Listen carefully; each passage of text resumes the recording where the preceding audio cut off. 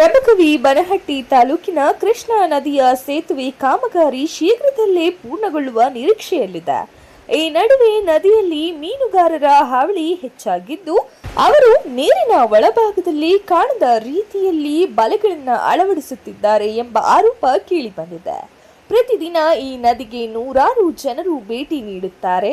ವೃದ್ಧರು, ಮಕ್ಕಳು, ಯುವಕರು ಈಜಾಡಲು ಹಾಗೂ ಸ್ನಾನ ಮಾಡಲು ಬರುತ್ತಾರೆ. ಅಲ್ಲದೆ ಮಹಿಳೆಯರು ಬಟ್ಟೆ ತೊಳೆಯಲು ಹಾಗೂ ದೈನಂದಿನ ಕೆಲಸಗಳಿಗಾಗಿ ನದಿಯ ತೀರಕ್ಕೆ ಬರುತ್ತಾರೆ. ಆದರೆ ನೀರಿನೊಳಗೆ ಹಾಕಲಾಗಿರುವ ಬಲೆಗಳು ಮೇಲ್ನೋಟಕ್ಕೆ ಕಾಣಿಸದ ಕಾರಣ ಈಜಲು ಅಥವಾ ಸ್ನಾನಕ್ಕೆ ಇಳಿಯುವವರು ಅವುಗಳಲ್ಲಿ ಸಿಲುಕುವ ಅಪಾಯ ಎದುರಾಗಿದೆ. ವಿಶೇಷವಾಗಿ ಮಕ್ಕಳು ಹಾಗೂ ವೃದ್ಧರು ಇದು ಜೀವಕ್ಕೆ ಅಪಾಯಕಾರಿಯಾಗಬಹುದು ಎಂಬ ಸ್ಥಳೀಯರು ಆತಂಕ ವ್ಯಕ್ತವಾಗಿದೆ.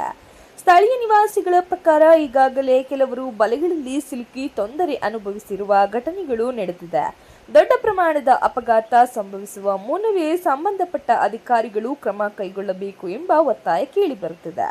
ಈ ಹಿನ್ನೆಲೆಯಲ್ಲಿ ತಹಶೀಲ್ದಾರ್ ಹಾಗೂ ಬನಹಟ್ಟಿ ಪೊಲೀಸ್ ಠಾಣೆ ಅಧಿಕಾರಿಗಳು ಸ್ಥಳ ಪರಿಶೀಲನೆ ನಡೆಸಿ ಸಾರ್ವಜನಿಕರ ಸುರಕ್ಷತೆಯನ್ನ ಗಮನದಲ್ಲಿಟ್ಟುಕೊಂಡು ನದಿಯಲ್ಲಿ ಅಕ್ರಮವಾಗಿ ಅಥವಾ ಅಪಾಯಕಾರಿಯಾಗಿ ಬಲೆ ಹಾಕುವುದನ್ನು ತಡೆಯಬೇಕು ಎಂದು ಜನರು ಆಗ್ರಹಿಸಿದ್ದಾರೆ.